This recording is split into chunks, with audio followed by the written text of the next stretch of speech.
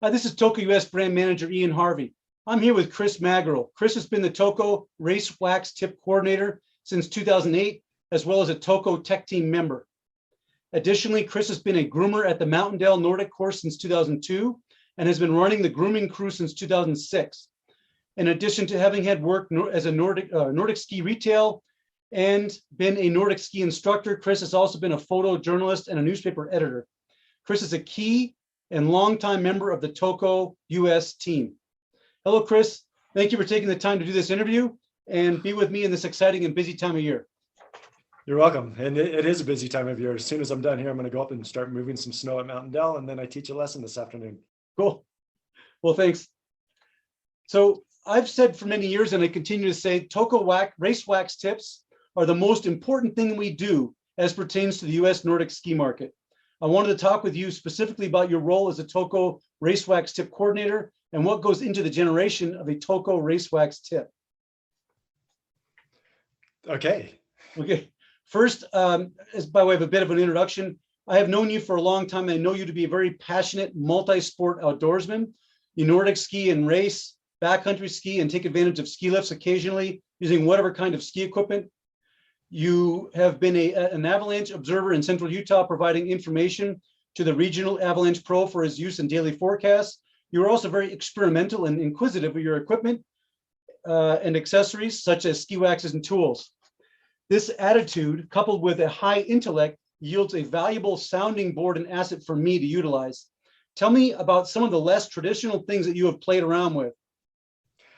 Well, I am fixated with snow on top sheets on backcountry skis.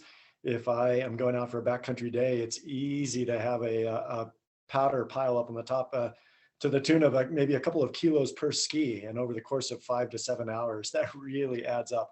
So I'm spending lots of time experimenting with ways to keep snow from piling up on top sheets.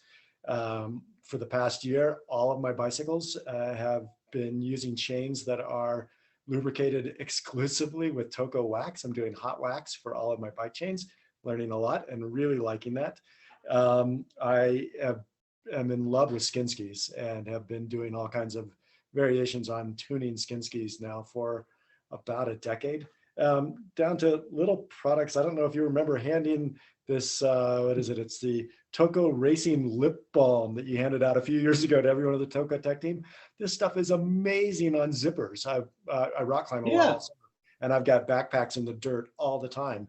And this stuff saves zippers. So I find lots of ways to use Toko products, but I also spend lots of time on snow, and I'm constantly experimenting and trying to figure out how to make things better on snow.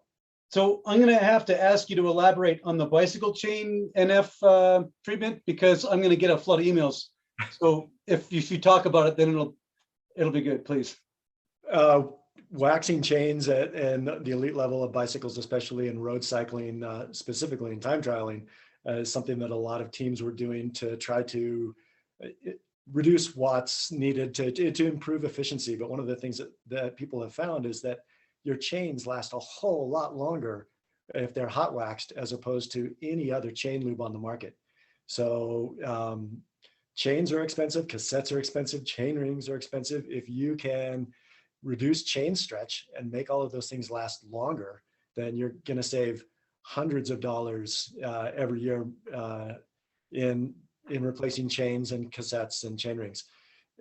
It's a little bit of a hassle at the outset to get started, but once you do it, one of the advantages is that you never get chain grease on anything ever again. Grab your chain, no problem. So there are lots of good resources out there. Cyclingtips.com has a phenomenal resource on how to get started. But I've been using Toko old Toko Molly and old NF Yellow soft wax. Put it in a little crock pot, works great. So you melt it and then more or less paint it on or drip it on? I drop the entire chain into the crock pot, let it sit there for a few minutes. Wow. Yeah, so I've pulled the chain off the bike, I put it into the crock pot, it sits there for a few minutes, I pull it out and let it cool and dry, and then break up the clumps, put it on and go pedal. And it's incredible. Is there a way to do that quicker without taking the chain off the bicycle? There are some wax drip lubes that people are using that are maybe almost 50% as efficient. But there's to really get wax penetration, putting chains on and off is the way to do it. And I used to run pro cycling teams. I used to putting chains on and off all the time. So that's a no big deal for me. Okay, so back to the interview. So some years ago, I was down at the SAA Ski and Snow Sports Trade Show, where we present new products to our dealers. This is something I do every year. And quite often this trade show conflicts with the Boulder Mountain Tour, which is a big event held in Ketchum, Idaho every year. One of the Toko Tech Team members was on the bus on the way to the start and overheard someone who was saying that he didn't pay attention to the Toko wax tip that week because Ian Harvey is not in Ketchum. And so he didn't think that I could have done a great job on it. That's kind of bothered me ever since I've heard that. And I've heard it a few times over the years. So I want to clarify this. And it's a key component to our race wax tips. While I do personally generate some of the most important Toko race wax tips, generally in collaboration with others on site if I am not, I don't endeavor at all to pretend that I am responsible for the Toko race wax tips. Can you please introduce the Toko Tech Team and explain how we utilize them as pertains to Toko race wax tips? You bet. So the Toko Tech Team is a group of people from Maine to Alaska who are passionate skiers. They're very experienced Nordic skiers. In many cases, they are coaches or have been coaches. And one of the things that you learn from being a juniors coach is that you're on snow all the time and you're waxing tons of skis. You learn so much. You also learn a lot about how to be really efficient waxing and testing skis. So coaches are always a great resource for learning something about skis. But one of the things that, I mean, you can't be everywhere. One of the things that I learned when I first started doing this is, snow is so varied. And for a while, the first year, I would sometimes, if I had time, I would just read the forecast and then try to guess on how I would wax the skis. And I would invariably get it wrong because the snow that I know here in Utah is completely different from the snow that Dave Ford is dealing with in the Methow Valley in Washington, or that Stuart's dealing with in Maine. When I went to Lillehammer, Norway, the things that work here don't work there because of different humidity and the different ways that the snow changes. So the Toko Tech Team brings detailed local expertise, which is something that no computer-generated wax tip could ever do. This is from people who've skied that snow for years, some cases decades, and really know that snow. Super. I would estimate we have about, I think it varies a little bit year to year and depends on who you call a tech team member or not, because we have other people who also contribute. But I think we have about 30 people on the Toko Tech Team, and most of them have been in the team for about 20 years, which is really important because if you talk to someone who's done, let's say, the last 20 Boulder Mountain Tours, and they've waxed and made a recommendation the last 20 Boulder Mountain Tours, I would listen to that person compared to a person who's doing it for the first time or the fifth time, because there are tendencies in each one of these areas, especially in a local site at a particular event that's held at the same time every year, like the last hill in the Owl Creek Chase. There's a large hill at the finish, before the finish, and towards the end of the race, that hill gets direct sunlight. And you need to pay attention to that hill and make sure you have kick on that hill, for example. And our local tech knows that, and he has that in mind when he's doing the tip, where someone else might not be aware of it. There are a lot of nuances that they're aware of. Okay. Additionally, do you know of any other teams like this in the country? I don't right now. I know that there have been, and there might currently be, some wax companies that will have a handful of people here or there feeding them some information. But in terms of having so many people in so many regions who have decades of expertise creating wax tips and knowing their venues, knowing their snow, we are unique. That's my opinion too. I've seen other brands have, somewhere around 5 or maybe even 7 across the country, but not the experience and not the numbers and the detail that we have. So a few examples of people on the tech team, you've already touched on a few, but we have 3 Olympians. We have a recent US team member in Ben Lustgarten. We have if I go to the junior nationals, which I do sometimes, I'll probably see 10 Toko Tech Team members there representing, coaching their respective regions. So it's a really experienced and diverse and great group. I think it's very important to notice that this team is very expensive for us to maintain. They all have our latest waxes, tools, gloves, and bags, and are educated not only about Toko products, but are very informed on waxing techniques, wax selection, historical, and current local conditions. There's a training that they go through every year or every other year and have been for many years. In a great many cases, the Toko Tech Team members are participating in the very race that they're making recommendations for or coaching at it, and are testing on course prior to making the recommendation. So those are all really important points to recognize. You use a template that you generate and submit to the tech teamers that encourage uniformity and complete information. Can you speak to this, please? Yeah, the template is something that we've been using for decades, and it helps do a variety of things. One, it creates a professionalism and consistency, and users will go to the Toko website and they'll know how to quickly read the Toko Race Wax tip, get the information that they need. But I'm also trying to prompt some questions for the Toko Tech Team people who are putting it in. For example, loops versus point-to-point, things ski differently. We were debating this just yesterday about a race in Michigan on the wax recommendation because it's a point-to-point versus a loop. We have hot links in our template that show you how to use various techniques, especially things that we use frequently that might be odd to people. The base green wax trick comes to mind. So you can have the best waxes in the world, but if you don't really know how to apply them, you're not gonna win the day. So we try to give you great information, but also show you how to use it. There, you mentioned this. This wasn't something I was planning on talking about, but it's a key point. You mentioned loop versus point-to-point. Most people, when they're considering what to wax in a race, they look at the temperature, they might look at the snow a little bit, and that's it. But as an example, this is one of the many factors that we consider. When it's a loop race, the snow gets skied in, and especially in classic, it'll glaze. As compared to if it's a point-to-point, there'll be far less skiers skiing over that very snow because they're only skiing it at one time. And so we take that into consideration, because if the snow glazes, it makes it the higher moisture content, and effectively you need to use a warmer wax, either kick or glide. If it's windblown, if it's very cold overnight, but then a lot of people look at the air temperature only. If it's very cold overnight and then start air temperatures at like 30 degrees, you might be way off if it was -5 overnight, which is the probability. The snow crystal type, the dirt content, classic versus skate, generally in a glide wax, you might go a little warmer compared to a skate race and you're in a classic race, because the snow gets more skied in, of course, because everyone's skiing in the same path. So we consider a lot of these things. Anything to add about that? Yeah, you mentioned air temperature, snow temperature. So you are the example, the perfect example, the best example of expertise on one course. No one in the world has tested or skied Soldier Hollow more than you. True. As far as I know, I can't imagine that anyone anywhere close to the 2 decades of testing on Soldier Hollow, and it's your home course, and you know it better than anyone else. It's always funny to me to watch people who come to Utah for a vacation or a visit, and they're going to go jump into a race at Soldier Hollow, a citizens race, and they look at the forecast.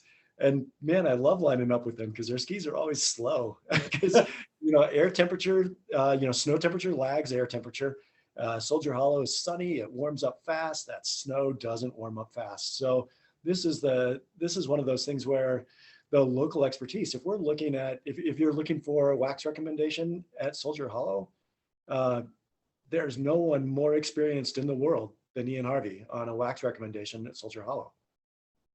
But another example about Soldier Hollow, but it's the same in Bozeman at now what's called Crosscut, and it's also the same in Steamboat. You've got a hill or a mountain to the west, which is where the storms come from. And so the clouds go up high before they dump snow on Soldier Hollow. They have to cross that mountain first. And because of that, the snow that falls there is especially dry compared to the snow that would have fallen if those mountains hadn't been there. And so I find that makes a huge difference too. For example, at Soldier Hollow, we get an inordinate amount of grapple snow, those styrofoam balls, which are extremely dry despite falling at 30 to 35 degrees Fahrenheit. It's a very unique thing that we get. And through the West, there are other pockets that get an inordinate amount of grapple snow. And that snow, you got to know what you're doing to wax for that. It's very tricky. Okay, so we generally have multiple members of the Toko Tech team for the bigger regions. And these teams generally collaborate when making their recommendations before finally agreeing and deciding on a final recommendation. This synergy surely improves the quality and reliability of our race wax tips. When you say, I know you've been had a firsthand a front row seat to a lot of these conversations within the teams. Can you talk about that, please? Sure. When you were mentioning, when we were talking about what other companies might or might not be doing, and said that, maybe somebody has 4 or 5 people feeding them from around the country. We have normally 7 people in the Midwest alone. That's Michigan, Wisconsin, Minnesota. And these people normally generate about 100 tips a year. There's a huge racing scene, including a really vibrant high school racing scene. And we post tips for the high school regionals and the high school states. So we are doing loads of tips in the Midwest. But the skiers, many of them are coaches, former Olympian in there as well. They've all skied these courses for a few decades. They know each other's courses. They know each other's weather. And so before they send me the tip, they're sending it to each other to get feedback from everyone else in their group.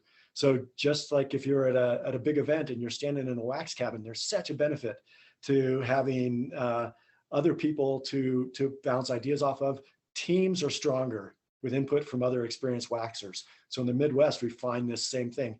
Everyone knows that everyone they're sending that email to in the team is a really experienced waxer who knows their courses, knows their snow. So they'll run it through each other before they send it to me to see if there are any suggestions. Super. We were talking a bit earlier about the tech team and me, for example, being at a trade show now and then during it. It's the same with the Berkey. I'm at the Berkey Expo. When I get to the Berkey, I set up the expo. I generally go for a ski after I get there, but then I set up the expo, and then I'm at the expo, something like 2 14-hour or 16-hour shifts or something crazy like that. And people are constantly coming in and asking me how it's skiing out there. I'm not being a liar when I ask them, when I answer their questions. John Bauer is a famous skier in the United States. He's a top skier still. He's generally top 50 in the Berkey. Last year, I think he was 20th as a 50-year-old. He's our kick wax tester at the Berkey. He lives there. He knows the conditions. And while I'm at the expo, he's out there skiing and calling in and texting in tips all day. And then I have other people testing glide wax while I'm at the expo. So that's another example of how great it is to be part of this team that we've assembled, where I can communicate and be the hub of communication and also have a certain amount of competence, of course, but I don't have to be everywhere doing everything at the same time, which is not the case with some of our friends. Also, if you had just flown in for the week of the race, there's a lot to be said for knowing the history and the trends of the previous week on that snow and how that's going to affect things on race day. Yeah, especially at the Berkey, because there's a lot of debris traditionally at the Berkey. You might get a windstorm and you get a lot of bark and leaves and whatnot, as well as a little dirt. And that's a key thing to know about especially when you're addressing the kick wax. So when you receive a tip from one of the tech team members, Chris, what are the things that you proof to ensure proper quality control?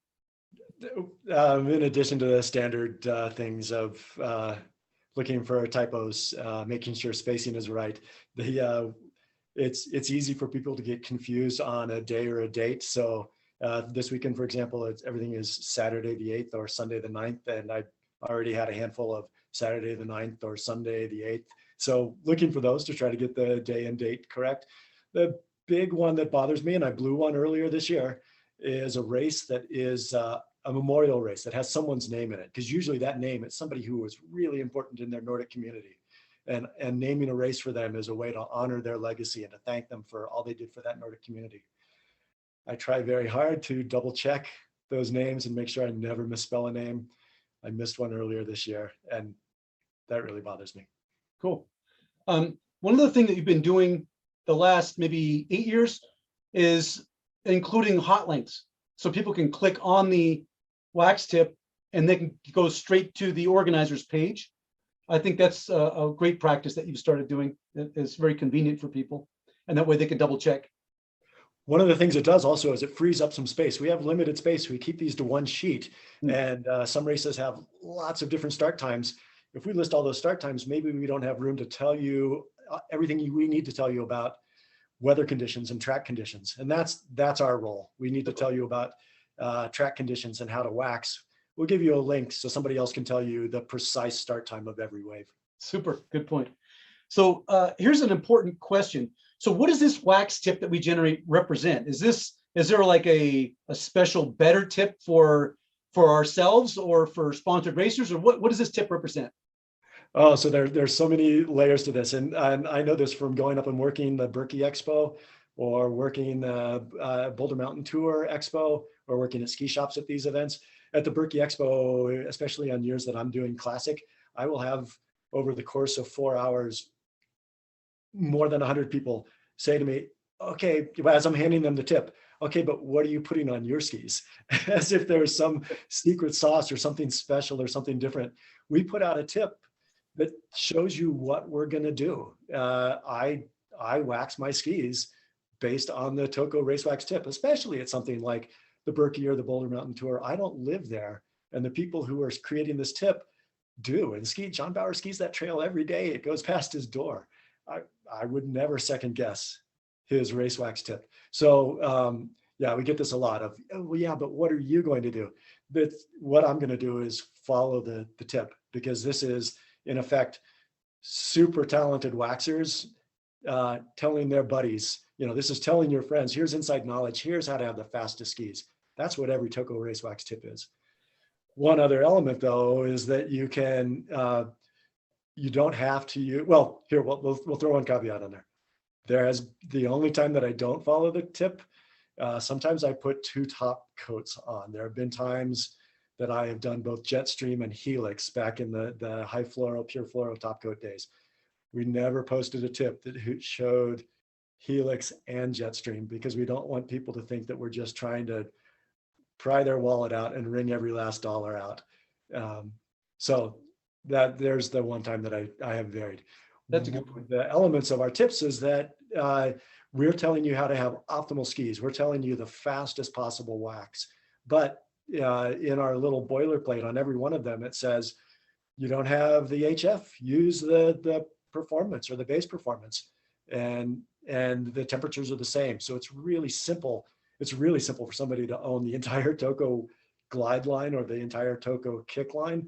It's not a lot of products with a wide range. So it's really simple. So if you don't have the high performance versions, or next year when we have some top coats back again, if you don't have that, stay with the colors, step down and do what fits your budget or your desires. So those are great points, and they're important to us. But to add to what you're saying, I've finished a lot of races with some very fast skis, famously fast skis. They've been kind of conspicuously fast. And after the race, I'll get asked by 40 people, what did you use in your skis? And basically every time I use the wax tip. It's as simple as that. Of course, you need to have the proper structure, and we also recommend a structure in the wax tip, and then skis that run in those conditions, and hopefully good skis. But that's a funny thing. I had that at a Berkey the year that Bjorn Dahle came over and did the Wisconsin Berkey and did the classic. I was a top 100 finisher in the classic that year, and straight Toko wax tip. And in the second half, as I was merging with the skate skiers, there was not a skate skier who could keep up with me down the hills. And then we'd start going uphill and I'd start striding, and then they'd say, wait, you're on classic skis? What do you have on there? Toko tip. Yeah. So once you are satisfied, how is this information distributed to the American skiing public? So the primary way people see our tips is going on to the website, to tokous.com, and going to the wax tips, which is at the top, and you can click on there. You can see all of the tips. You can, if you just want to see your region, you can click on your region and eliminate some of the other races. There is we send out an e-blast every Thursday morning that has all of the tips on there with hot links. So you can sign up on that through the Toko website to get these e-blasts every week. We also put them up on Facebook and on Twitter. And then for some people who are Toko Tech Team people, inside industry people, we also are doing a little email, but it's no different information. It's the information that goes out on the e-blast, all of the races that we have so far, and a hot link to every one of them. Thank you. So this is one thing that's generated a bit of confusion, and that is in that weekly email that we send out on Thursdays. We have kind of a deadline because we try to hit, is it 10 a.m. Mountain Standard Time, 2 days before the first race, which means Thursdays. And we know that there are some more events, but we haven't gotten the information, but we got to go to press, so to speak. So that email goes out because that's all the information we have. And then I'll get an email saying, hey, what about the so-and-so race and so-and-so on Saturday? And I'll say, hold on a sec. And I'll look at the website and it's on there because we got the information just after the email went out because of a changing forecast or waiting to hear from a groomer or waiting to hear some tests. You know, we're pretty thorough about this stuff. And so if it doesn't make the email, it doesn't mean we didn't do the tip on it. What you should do and what people should do is check the website because generally it's on there. Does that sound good? Yes. Yeah. And you mentioned that, things that might delay us. Toko Tech Team members are regularly reaching out to coaches, to managers at Nordic venues, and talking to groomers because that's a great way to know how the snow is skiing and what to expect in terms of when they're going to groom. That's going to affect the wax. Yeah. For example, if it's forecasted to groom to snow 3 inches of new snow, we want to know, are they going to groom it after it snows, or are we going to have 3 inches of new snow on top of groomed trail? For example, that's really important. Okay, so sometimes formatting has been a challenge when posting to the broadcast emails. And after fighting with it for a while, in the interest of making our deadline of before 10 a.m. Mountain Standard Time, 2 days before the event, you send it out with formatting that is not the way you would like it. You know, it's kind of conspicuously wrong somehow, extra spaces or something. That happens once in a while. Or afterwards, you've noticed a strange occurrence with wax tips from other brands. What have you noticed? So it's been a while, but there were times that we clearly saw other brands cutting and pasting from our race wax tips, places where I had made an error, had thrown in extra spaces, as you mentioned, things like that, and the exact same thing shows up in some other brand's race wax tip.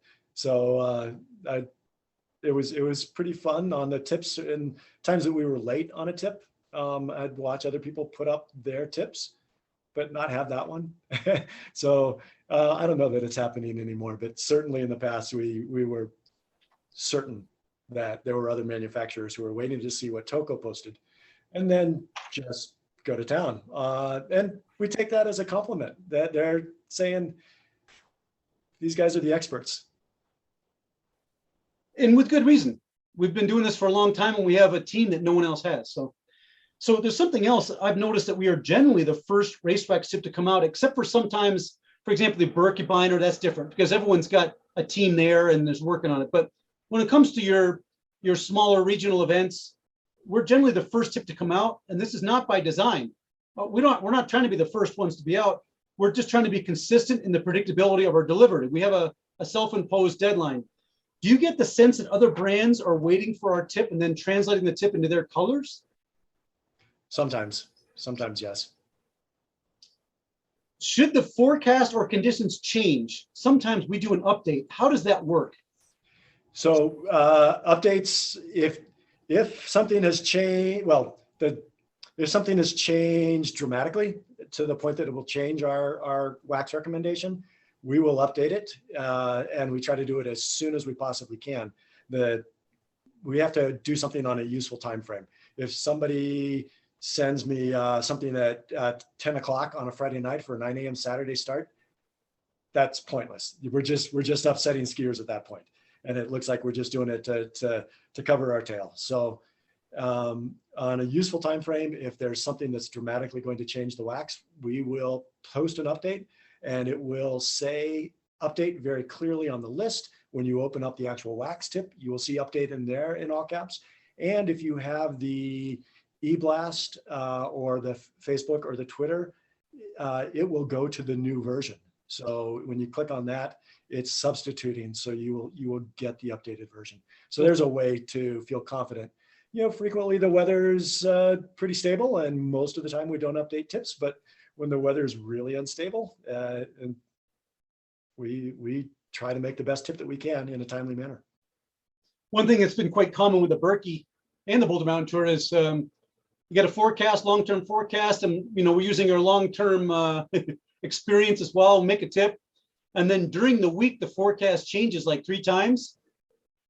We generally, not always, but we generally are kind of trying to be steady at the wheel and not chase the forecast. And almost inevitably, not always, but quite often, the forecast returns to what it was originally, and our wax tip, which stayed the same oftentimes, is the same.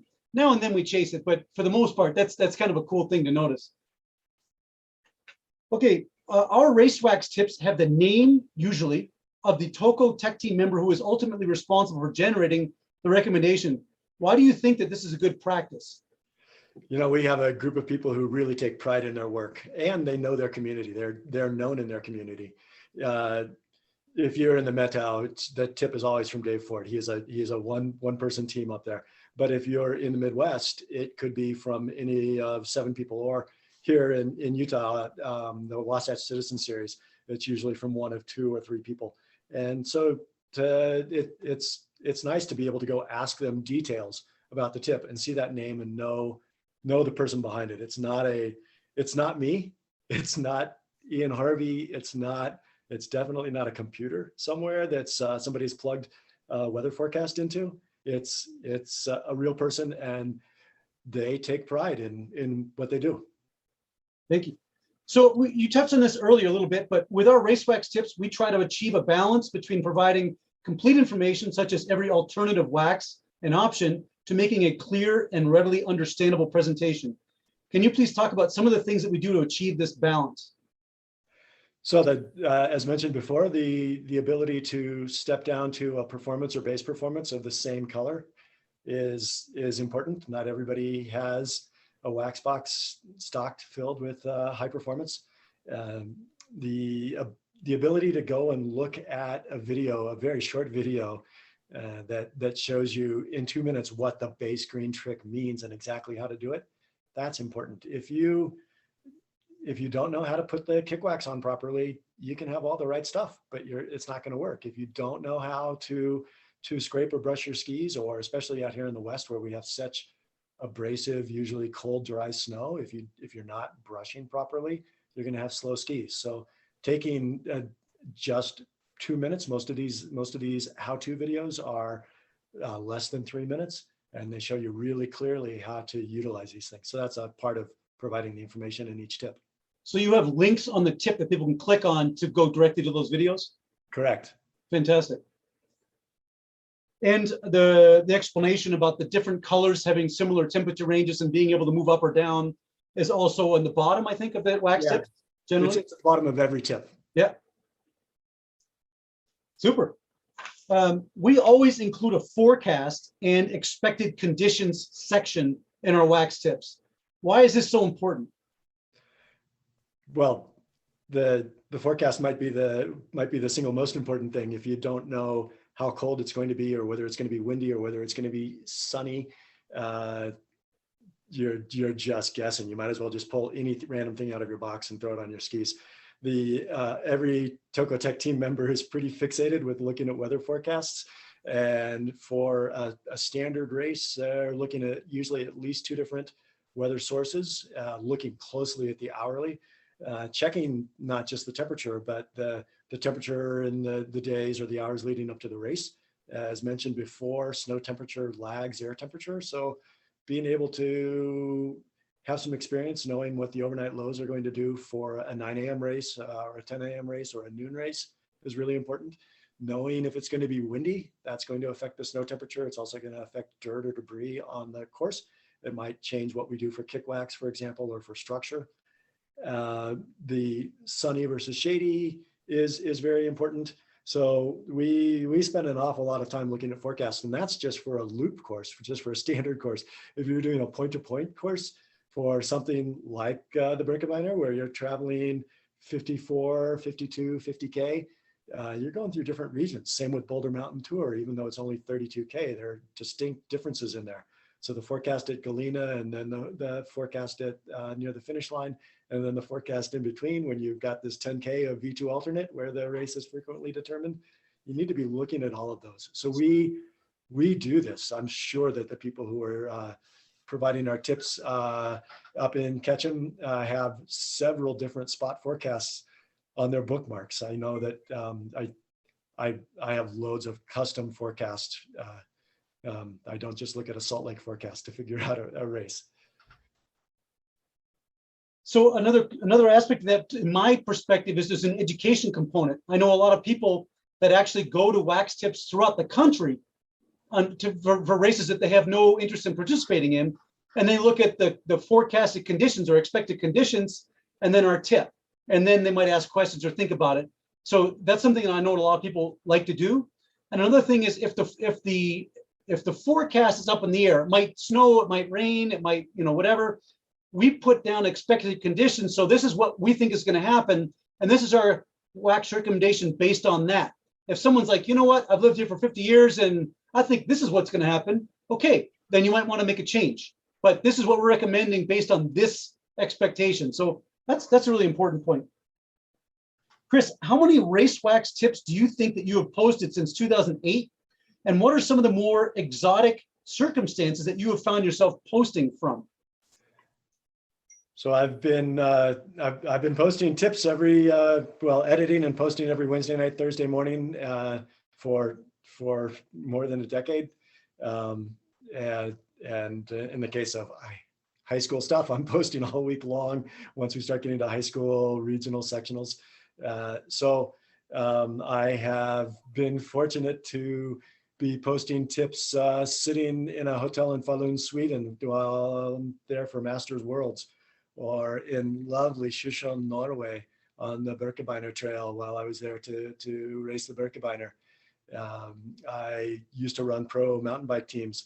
So oftentimes I was sitting in the passenger seat of a van traveling to California, wishing that I was skiing, but instead I'm going to a bike race and I'm sitting there posting race wax tips there. I'm an avid backcountry skier. And so I've been at a little hut only accessible by a helicopter way up in the Selkirk Mountains and the Canadian Rockies, posting with an incredibly slow access, fearful that I was going to have to skip skiing for the day, which is really painful when you're in the Canadian Rockies in the backcountry.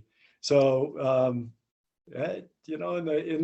and because I run the grooming operations at Mountain Dell, on Thursdays and Fridays, my laptop is always in the car because I might get a call about an update and I need to try to update it as quickly as possible. So I'm sitting there huddled in, there's nothing up there that's heated. So I'm sitting in my van freezing and hoping my fingers work enough that I can make the laptop work and update there.